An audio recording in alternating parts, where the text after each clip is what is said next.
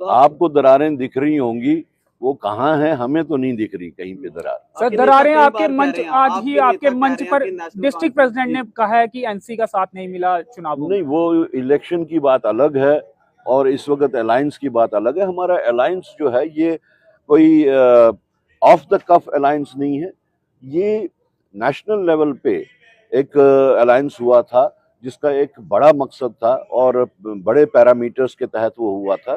उसके कंटिन्यूएशन में हमारा अलायंस जम्मू कश्मीर में भी हुआ और जिसके तहत हमारा जो सबसे बड़ा मकसद था वो अलायंस करने का, वो ये था कि बीजेपी को पावर कॉरिडोर से कैसे बाहर रखा जाए। उसमें इस अलायंस ने कामयाबी हासिल की है।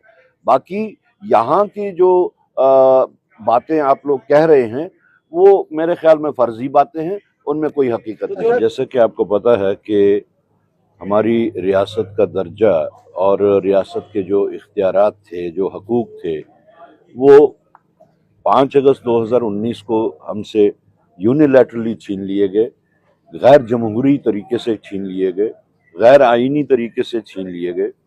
और उसके बाद में ये मामला कोर्ट में चला गया तो हम एक्सपेक्ट करते थे कि सुप्रीम कोर्ट का फैसला जो है लोगों के हक में होगा, लेकिन ऐसा नहीं हुआ। तो उसके बाद अब अगर हमारे कोई शिनाख्त रहती है, कोई आइडेंटिटी रहती है, तो वो स्टेटहुड की है। जबकि सुप्रीम कोर्ट ने जिस वक्त वर्डिक्ट दिया तो उन्होंने 2 ऑर्डर्स इशू किए। एक ऑर्डर ये था कि इलेक्शन करवाया जाए और साथ ही दूसरा ऑर्डर ये था कि जम्मू कश्मीर को स्टेटहुड एक जल्द से जल्द रेस्टोर की जाए।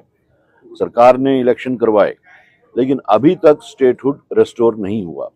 तो उस सिलसिले में हम लोगों ने इलेक्शन से पहले भी, इलेक्शन के दौरान भी और सरकार बनने के बाद भी आज तक स्टेटहुड का मामला बार बार उठाया।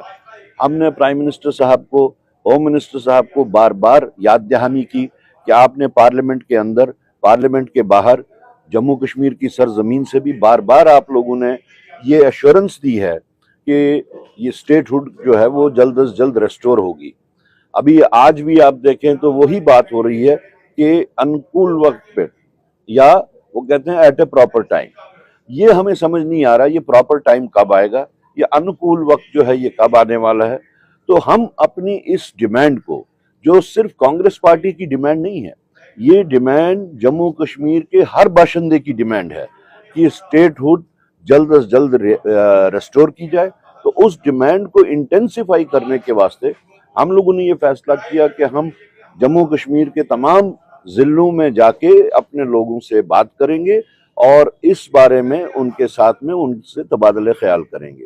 तो उसी सिलसिले में हमने जम्मू सूबे के अभी तक 7 डिस्ट्रिक्ट जो है, आज 7वां डिस्ट्रिक्ट है जो हम कवर कर रहे हैं, और उसी सिलसिले हम यहाँ आए हैं। और साथ साथ पूरे मुल्क में जय बापू, जय भीम और जय संविधान की एक मुहिम चल रही है जो पूरा 1 साल चलती रहेगी, जिसके तहत हमने जो संविधान को जो खतरा लाहक हो रहा है, संविधान के साथ जो छेड़खानी हो रही है, संविधान को जो बदलने की कोशिश की जा रही है, और साथ साथ जो संविधान के जो उसके ऑथर हैं यानी भीमराव अंबेडकर जी, उनके नाम पे जो गलत तरीके से गलत अल्फाज इस्तेमाल किए, उसका भी प्रोटेस्ट हो रहा है और संविधान को बचाने का जो सिलसिला है वो भी जारी रखे हुए हैं। तो उसी सिलसिले में हम यहाँ आज रियासी आए। सर बताया जा रहा है कि, कहा जा रहा है कि एनसी और कांग्रेस में कहीं ना कहीं दरार देखने को मिल रही है और कांग्रेस चाहती है कि सरकार में अब जो है वो उन्हें भी हिस्सेदारी मिलनी चाहिए, जितनी भी कैबिनेट में जो है वो अभी तक कोई बात नहीं हुई है। और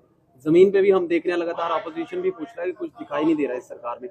तो आपको दरारें दिख रही होंगी, वो कहाँ है हमें तो नहीं दिख रही कहीं पे दरार। सर दरारें आपके मंच, आज ही आपके मंच पर डिस्ट्रिक्ट प्रेसिडेंट ने कहा है कि एनसी का साथ नहीं मिला चुनावों में। नहीं, वो इलेक्शन की बात अलग है और इस वक्त अलायंस की बात अलग है। हमारा अलायंस जो है ये कोई ऑफ द कफ अलायंस नहीं है, ये नेशनल लेवल पे एक अलायंस हुआ था जिसका एक बड़ा मकसद था और बड़े पैरामीटर्स के तहत वो हुआ था।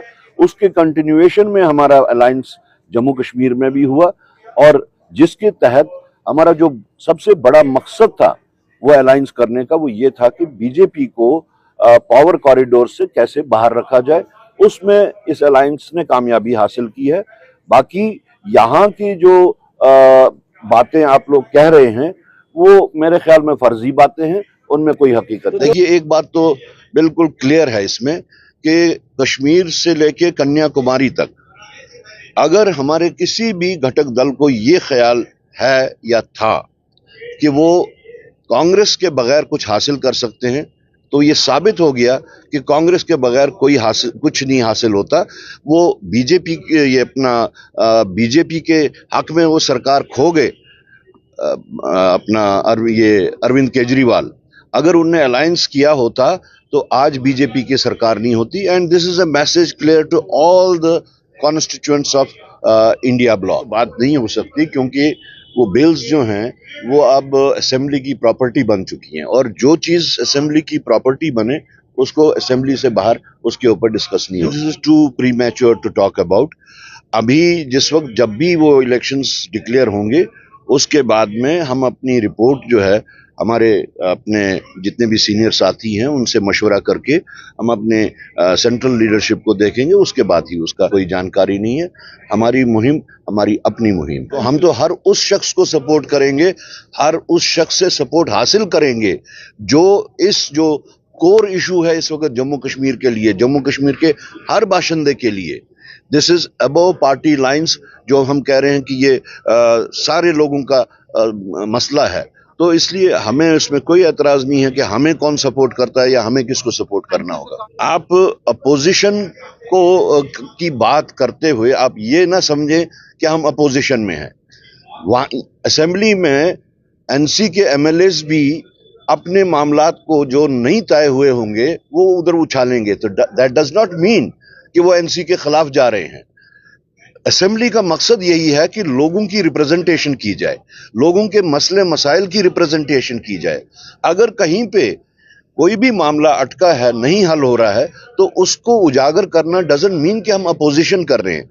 वो एनसी वाले भी करेंगे, वो कांग्रेस वाले भी करेंगे, वो बीजेपी वाले भी करेंगे।